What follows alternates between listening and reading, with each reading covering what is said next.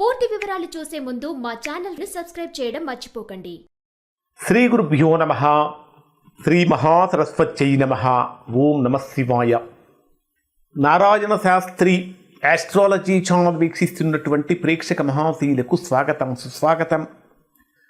ఈరోజు మనము 2026 సంవత్సరం ఆగస్టు 1వ తేదీ నుండి 10వ తేదీ వరకు వృషభ రాశిలో జన్మించిన వారి యొక్క గ్రహస్థితులు మరియు రాశి ఫలితాలు ఏ విధంగా ఉన్నాయి, రోజువారీ ఫలితాలు ఎలా ఉంటాయి, ఎటువంటి పరిహారాలు పాటిస్తే మంచి ఫలితాలు పొందుతారు మొదలైనటువంటి అన్ని విషయాలు మనం ఈ వీడియోలో తెలుసుకుందాం. ప్రధానంగా వృషభ రాశి వారికి 10 రోజులు కాలాన్ని కనుక మనం పరిశీలించినట్లయితే ఈ 10 రోజుల కాలం వృషభ రాశి వారికి ఉద్యోగపరంగా అంటే ఉద్యోగం ద్వారా కానీ లేదా వ్యాపార పరంగా కానీ ఖర్చులు విషయంలో కానీ వ్యక్తిత్వ మార్పుకు సంబంధించినటువంటి విషయాలు కానీ కుటుంబ ఆర్థిక పరిస్థితి మొదలైనటువంటి అంశాలను ఎక్కువగా ఈ 10 రోజులు ప్రభావితం చేసే అవకాశం ఉంది. అంటే ఉద్యోగపరమైన విషయాల్లో, లాభాలకు సంబంధించిన విషయాల్లో, ఖర్చులు, వ్యక్తిత్వ మార్పు, కుటుంబ ఆర్థిక పరిస్థితి మొదలైనటువంటి విషయాలలో అంశాలలో ఎక్కువగా ప్రభావం చూపిస్తాయి. ప్రధానంగా తీసుకుంటే మీ రాశ్యాధిపతి అయినటువంటి శుక్రుడు మీ రాశికి 5వ స్థానంలో నీచంలో సంచరిస్తున్నాడు. అంటే శుక్రుడు నీచ స్థానంలో సంచరిస్తున్నప్పటికీ రాశ్యాధిపతి అయినటువంటి శుక్రుడు 5వ స్థానంలో సంచరించడం ఒక రకంగా చెప్పాలంటే యోగకారకం. పంచమాత్ పూర్వపుణ్యం అంటారు. అంటే 5వ స్థానం అనేది పూర్వపుణ్యాన్ని, క్రియేటివిటీ లెవెల్స్ని బాగా పెంచుతుంది. ఇంకా చెప్పాలంటే అనేకమైనటువంటి విషయాలలో వృషభ రాశి వారు మంచి ఫలితాలు పొందుతున్నప్పటికీ ఒక్క ప్రేమకు సంబంధించినటువంటి విషయాలలో లవ్ మ్యారేజ్ చేసుకోవటం కోసం ఎవరైతే ప్రయత్నిస్తూ ఉంటారో అటువంటి వారికి ఇబ్బందులు కలుగుతూ ఉంటాయి.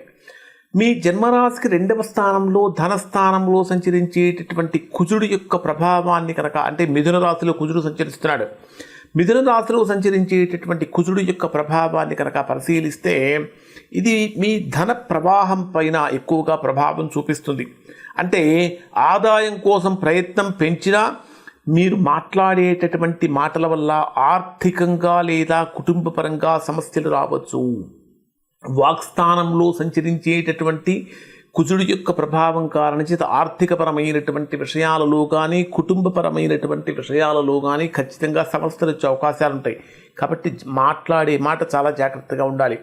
అలానే మీ జన్మరాశికి 3వ స్థానంలో సంచరించేటటువంటి రవి గురుగ్రహాలు 2 కర్కాటకంలో సంచరిస్తున్నాయి. అంటే 5వ తేదీ నుంచి బుధుడు కూడా కర్కాటకంలోనే ఉంటాడు. 5వ తేదీ వరకు 2వ స్థానంలో బుధుడు స్వక్షేత్రంలో ఉంటాడు.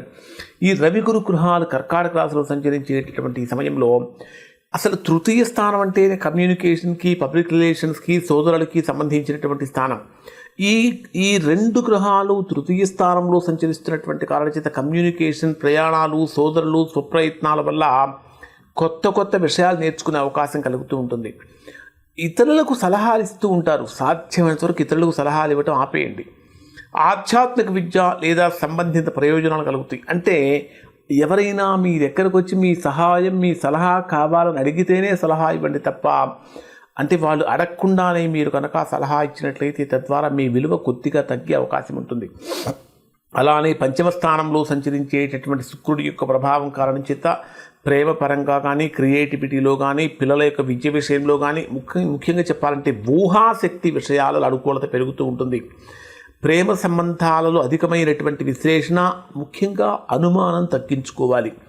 బుధుడు ఆగస్టు 5వ తేదీ మధ్యాహ్నం వరకు 2వ స్థానంలో ఉండి తర్వాత రాశికి 3వ స్థానంలో సంచరిస్తున్నటువంటి కారణం చేత ఇది కూడా చాలా బ్రహ్మాండంగా ఉంటుంది.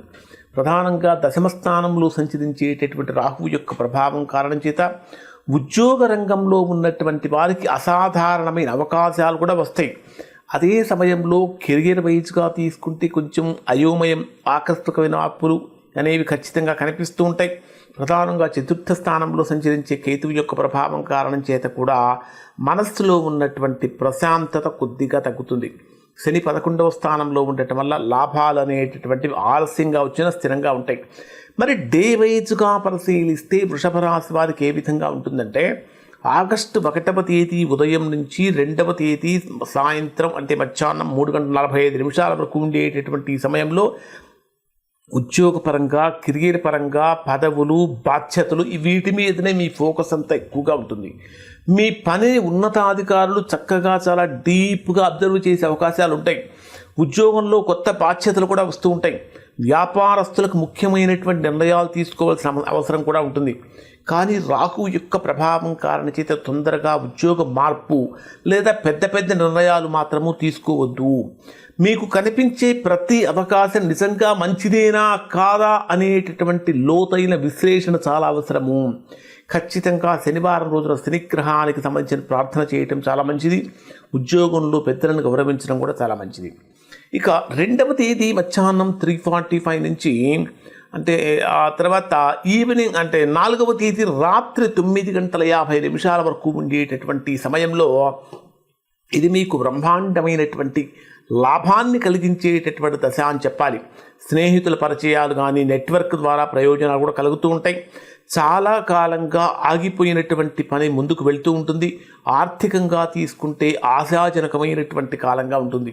స్నేహితుల ద్వారా ఉద్యోగం లేదా వ్యాపారపరమైనటువంటి కొత్త కొత్త అవకాశాలు కూడా వస్తూ ఉంటాయి. అయితే శని ప్రభావం కారణం చేత కొద్దిగా ఆలస్యం అవుతూ ఉంటాయి. ఒకే రోజులో పెద్ద ఫలితం రాకపోయినప్పటికీ భవిష్యత్తుకు బలమైనటువంటి పునాది పడుతుంది. ఇక్కడ ఖచ్చితంగా ఒక మంచి అద్భుతమైన పరిహారం ఏమిటంటే అవసరమైనటువంటి వారికి ఆహారం అందించండి. ఎవరైతే ఆహారం కోసం ఎక్కువగా ఎదురు చూస్తూ ఉంటారో, ఆకలితో బాధపడుతుంటారో అటువంటి వారికి ఆహారాన్ని అందించండి. మీ శక్తి కొద్దీ ఆహారాన్ని అందించండి.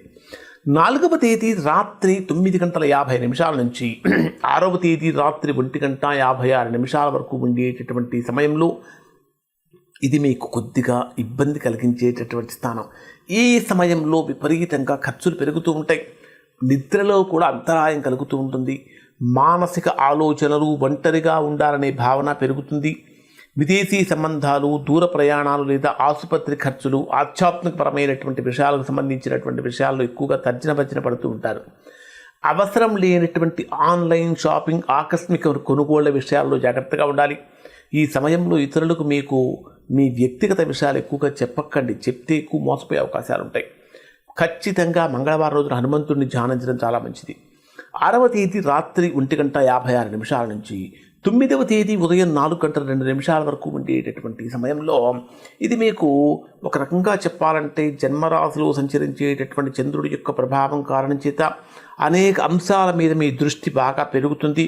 వ్యక్తిత్వ పరంగా, నిర్ణయాల పరంగా, ఆరోగ్యపరంగా, మానసిక స్థితి పరంగా కొంచెం మంచి ఫలితాలు పొందుతూ ఉంటారు. కొత్త నిర్ణయాలు తీసుకోవని ఆలోచన కలుగుతుంది. గతంలో ఆలస్యం చేసినటువంటి పనిని మళ్ళీ ప్రారంభించవచ్చు. అయితే మానసికంగా కొంత స్థులితత్వం పెరిగినప్పటికీ ఇతరులు చెప్పే మాటలు ఎక్కువగా మనసులో పెట్టుకోవద్దు. ఉద్యోగపరంగా మీ ప్రతిభను చూపించే అవకాశం ఉంది. ప్రధానంగా తీసుకుంటే ప్రేమలో ఉన్నటువంటి వారికి భావోద్వేగ అనుబంధం పెరుగుతుంది. ఎమోషనల్ బాండేజ్ పెరుగుతుంది. ఇక్కడ మీరు ఖచ్చితంగా మొండితనం తగ్గించాలి. ఖచ్చితంగా పరిహారం శుక్రవారం రోజున లక్ష్మీదేవిని ప్రార్థించడం చాలా మంచిది. 9వ తేదీ ఉదయం 4:02 నుంచి 10వ తేదీ రాత్రి వరకు ఉండేటటువంటి సమయంలో ఆర్థికంగా బ్రహ్మాండంగా ఉంటుంది. ఆహారపరంగా కొంచెం లిమిటేషన్స్ పెంచుకోవాలి. అంటే కంటికి నచ్చిన ప్రతిదీ కూడా కడుపులో వేసుకుంటే కొంచెం డైజెషన్ ప్రాబ్లమ్స్ ఎక్కువ కలిగే అవకాశాలు ఉంటాయి. కుటుంబ సభ్యులతో ముఖ్యమైనటువంటి నిర్ణయాలు తీసుకోవచ్చు. ఆదాయానికి సంబంధించినటువంటి కొత్త ఆలోచనలు వచ్చే అవకాశాలు ఉన్నాయి.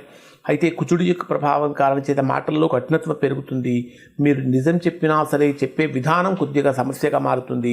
ఇవి వృషభ రాశి వారికి సంబంధించినటువంటి ఫలితాలు. ఖచ్చితంగా పెద్దవాళ్ళ యొక్క ఆశీర్వాదం తీసుకోవడం చాలా మంచిది. ఇప్పుడు చెప్పినటువంటి ఫలితాలు వృషభ రాశిలో ఉన్న అందరికీ వర్తిస్తాయి. ఎవరికైతే వర్తించడం లేదో, ఇంకా ఎవరైనా సరే తీవ్రమైన ప్రతికూలతలు కనుక పొందుతుంటే అటువంటి వారు ఒక్కసారి మీరు మీకు వ్యక్తిగత జాతకాన్ని విశ్లేషణ చేయించుకొని దోషం ఎక్కడుందో తెలుసుకొని దోష నివారణ చేయించుకుంటే చక్కగా సత్ఫలితాన్ని పొందుతారు. ఇవి వృషభ రాశి వారి యొక్క ఫలితాలు. శుభం.